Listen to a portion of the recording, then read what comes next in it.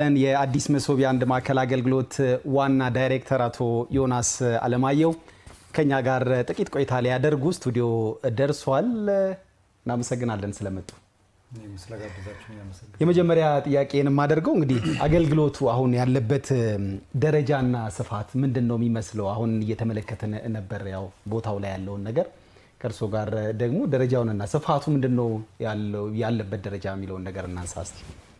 እንግዲህ የአዲስ መሶብ የአንድ ማዕከል ዲጂታል የመንግስት አገልግሎት ከዚህ ቀደም እዚሁ ተገኝቼ እንዳብራራሁት የ13 ተቋማትን የከተማችን ማለት ነው ወደ 6 የሚጠጉ ደግሞ ሁለት ባንክን ጨምሮ ሌሎች ቀሪ የፌደራል አገልግሎቶችን አካቶ አገልግሎት እየሰጠ ያለ ነው። እንግዲህ 107 አገልግሎቶች በዋና መስሪያ ቤት በቦሌ ቅርንጫፍ ላይ ደግሞ 96 አገልግሎቶች እየተሰጡ ነው። የአንድ ወር አገልግሎታችንን ገምግመናል። በጥንካሬም በክፍተትም ያየናቸው ማለት ነው። በጥንካሬ ያየነው እንግዲህ ከምንሰጠው አገልግሎት አኳያ ሲታይ በልምምድ ውስጥ ጥሩ የሚባል አገልግሎት በመስጠት ጥሩ ፊድባክ አግኝተናል። እንግዲህ በዋና መስሪያ ቤትም ቦሌ እንግዲህ በቅርብ ነው የተጀመረው። ከመጡ ወደ 5600 ከሚሆኑ ተገልጋዮች ውስጥ 4950 በላይ የሚሆኑ ተገልጋይ በቀጥታ አገልግሎት ሰጥተናል። በዲጂታል አገልግሎት ሰጥተናል። ከቀን ወደ ቀን የሚስተናገደው ተገልጋይ ቁጥር እየጨመረ ነው። የተገልጋዩን ፊድባክ እየለካን ነው። እስካሁን ድረስ በጣም መልካም የሚባል ኮሜንት ወስደናል ከተገልጋዩ።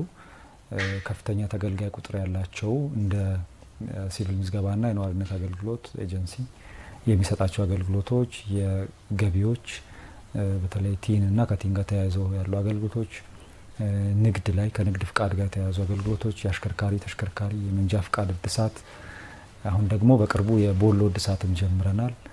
ከዛ ባሻገር የቤቶች ልማት አስተዳደር ቢሮ የሚሰጠው የተከራይ የውል እድሳት አገልግሎት ሰሞኑን በስፋት እየሰጠን ያለ ነው።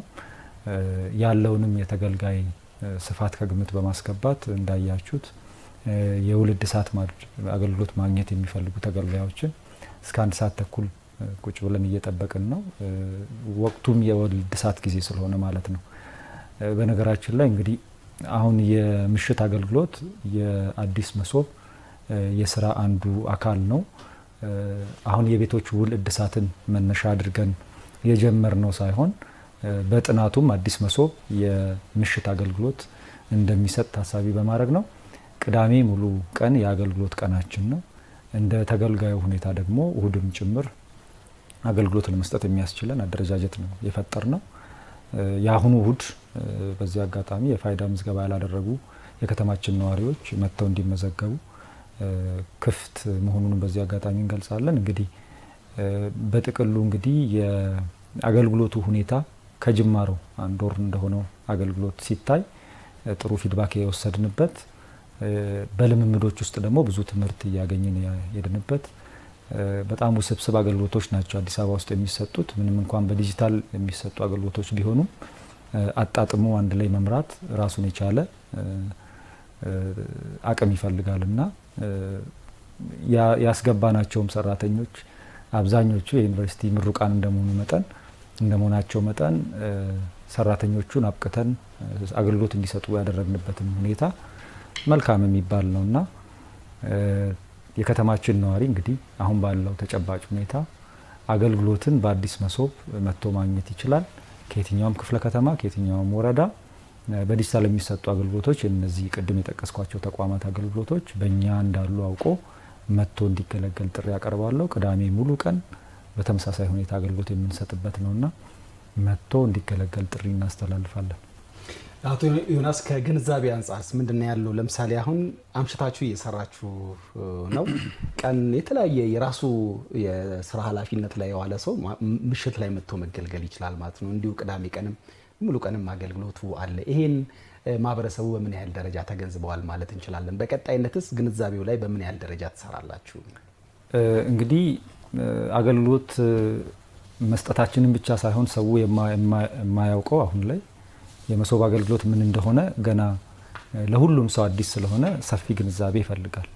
እኛ እንደ አዲስ አበባ ይሄን ቀድመን አስበን ስለነበረ ግንዛቤም ላይ የሚኖር ጋፕ እንደሚኖር ገምተን ስለነበር የስትራቴጂክ ፕላን ያስፈልገናል የኮሙኒኬሽን ብለን ስናስጠና ቆይተናል። ከኢትዮጵያ ዜና አገልግሎት ጋር አጠናቀናል። እሱን ከዚህ በኋላ እንዴት አድርገን ህብረተሰቡን ኮሙኒኬት የምናደርገው የሚለውን በደንብ ሮድ ማፕ አስቀምጠን በተጠና መልኩ እንደው በሚዲያ ነው ወይስ በማህበራዊ ድረገጽ ነው በህዝብ ውይይት ነው የሚለውን እንዲሁ በውይይት አቅጣጫ አስቀምጠን ሳይሆን ጥናታዊ በሆነ ሁኔታ አስጠንተን እጃችን ላይ ደርሷል። አሁን እሱን እንግዲህ ከሚቀጥሉ ሳምንታት ጀምሮ እንተገብራለን። ግን ያንን ስናደርግ ደግሞ ጎን ለጎን አዲስ ሚዲያ ኔትወርክም አሁን ኢንፈሲስ ሰጥቶ ትኩረት ሰጥቶ ህብረተሰቡን ግንዛቤ እየፈጠረ ነው ያለው። ከዛ ባሻገር ግን ባሉን የሚዲያ ኮሙኒኬሽኖች ሁሉ ኮሙኒኬት እያደረግን እንገኛለን። በቀጣይ ግን የህዝብ መድረኮች ይኖራሉ። በየወረዳው በደንብ ህብረተሰቡ ቡና በሚጠጣባቸው መድረኮች ሁሉ የመሶብ አገልግሎት ምን እንደሆነ እንዴት ማግኘት እንደሚችል ደግሞ ግንዛቤ እየፈጠርን እንሄዳለን። እቅድ ያወጣንላቸው ተጨማሪ አገልግሎቶች ደግሞ አሉ። ከዛ ውስጥ አንዱ የኤሌክትሪክ አገልግሎት የቢል ፔመንት ነው። ከዚህ በተጨማሪ ደግሞ የውጪ ጉዳይ አገልግሎትን ለማካተት የኢሚግሬሽንና ዜግነት አገልግሎት ለማካተት ፕላን አድርገናል። የአዲስ አበባ ከተማ ነዋሪ ዲማንድ የሚያደርጋቸውን አገልግሎቶች በከተማ ደረጃ በፌደራል ደረጃም ያሉትን እያካተትን እንሄዳለን። የከተማችንንም ተቋማት ደግሞ ኦቶሜትድ እየሆኑ የሚሄዱትን ተቋማት እየጨመርን የምንሄድ ይሆናል ማለት ነው። የአዲስ መሶብ የአንድ ማዕከል አገልግሎት ዋና ዳይሬክተር አቶ ዮናስ አለማዩ ስቱዲዮአችን ድረስ በመገኘት ለሰጡን ማብራሪያ በጣም እናመሰግናለን። እናንተም ስለሰጣችሁን ጊዜ እናመሰግናለን። ተወዳጁና የተከበራችሁ ተመልካቾቻችን ኤኤምኤን 24/7 ነው እየተከታተላችሁ ያላችሁት። ካፍታ ቆይታ በኋላ ደግሞ ስንመለስ አዲስ አበባን